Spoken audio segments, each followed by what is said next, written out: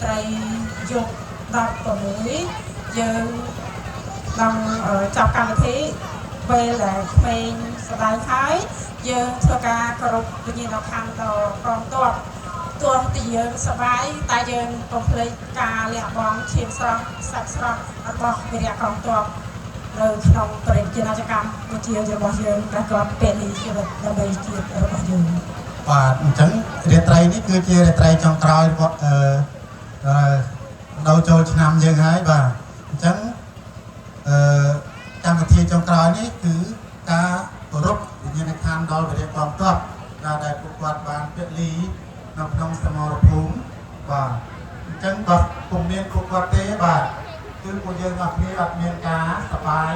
ឬជួបជុំទាំងអស់គ្នាចឹងទេហើយខ្ញុំក៏សង្ឃឹមដែរថាពួកគាត់នៅតាមព្រំដែនគាត់នឹងមើលនៅតាម Facebook បាទឃើញពុកម៉ែបងប្អូនទាំងអស់គ្នារួចញញឹមនៅពេលដែលគាត់បានឃើញពុកម៉ែបងប្អូនទាំងអស់គ្នារំលែងសប្បាយនៅតាមវត្តទាំងអស់គ្នាបាទអញ្ចឹងកុំឲ្យខាតពេលយូរបាទសូមពុកម៉ែបងប្អូនទាំងអស់គ្នាបាទក្រោកឈរឡើងទាំងអស់គ្នាបាទជីវិតជួនជាតិកម្ពុជារបស់យើងអត់ភ្លេចព្រមទ្រព្យទេក្នុងរយៈពេលដែលមានសង្គ្រាមចាសូមសម្រួលអេរយាប័តទាំងអស់គ្នាហើយខាងអបេរតើសូមសម្រួលពេលទាំងអស់បាទអញ្ចឹងសូមពុកម៉ែបងប្អូនទាំងអស់គ្នាប្រុងប្រៀបគោរព